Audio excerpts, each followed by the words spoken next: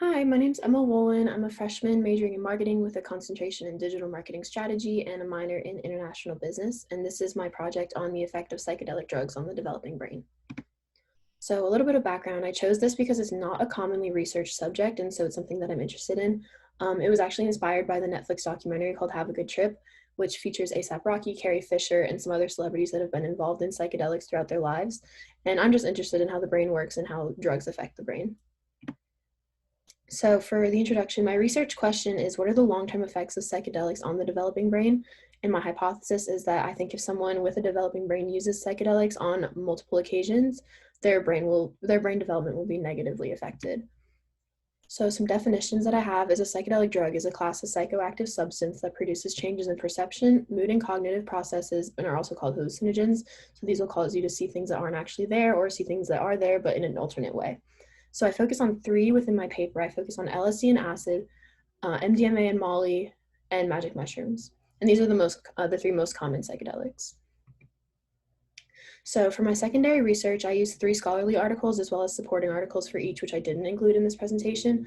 The first article was about an experiment that was conducted between 22 psychedelic users and 22 non-psychedelic users.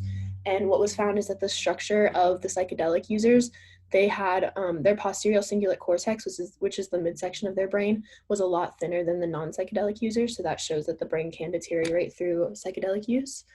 And the second article focused more on entropic effects and like the sort of like altered state of consciousness and how that like that type of effect, not like an actual structural effect, but how the neural entropy is affected and how it alters consciousness. And then my third article was about a ritual that takes place in Brazil, which is it's a common ritual where people will drink a psychedelic tea, and that there was a research study conducted within those people that do carry out that ritual, and it was found that the oscillatory power in the alpha and beta frequency bands were a lot slower than they should have been because of the use of psychedelic drugs. And then on an EEG, which is a type of brain scan, it shows a lot more spontaneous brain activity. So for my primary research, I did a survey. This page is just kind of like the introduction. It's where I got everybody's like consent, their grade, their major, all that. So moving on. I asked if they like what they believe the effects of psychedelics are, and like if they believe that there even are effects on the brain, because I was trying to gauge my audience, because I know people like my age and my peers don't know a whole lot about psychedelic drugs, so my goal was to like educate them. So that's what my survey looked like. So for my findings, I think this chart on the left is interesting because I asked them to check off what drugs they thought were psychedelic drugs.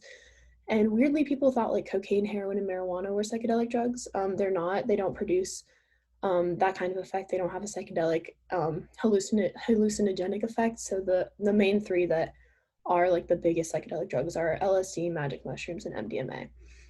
And something that I also thought was interesting is that 47.1% of the people that were surveyed had know somebody that has been affected by psychedelic use, which I thought was interesting.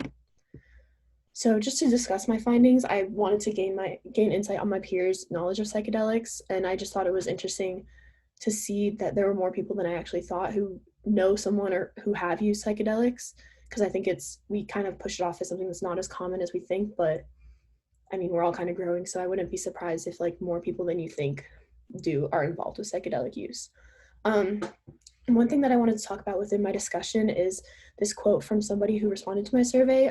When I asked, what do they believe are the effects of psychedelics on the brain? Someone said pruning, breaking down, and blockage. And then it can slow comprehension and social abilities, which I thought is interesting because that's not just a structural thing. That's like a whole cognitive thing. It's not just like the structure of your brain. It's also like your thoughts and like how you develop. So yeah, we found out that it does reduce cognitive function and can cause brain damage. So to conclude, a lot more research has to be done still. We don't know a whole lot, but like I've read everything that I can. There's a lot of research that still has to be done, but I think it would be interesting to see because we're also seeing a rise in microdosing in some patients for mental health. It can help depression and anxiety in small doses, like micro doses, like tiny doses. So there's a rise in that more recently in the past couple of years. So I think doing more research with that and then seeing how the microdosing goes, I think it could be interesting to see where it goes. So that's all I have. I hope you enjoy. Thank you for your time.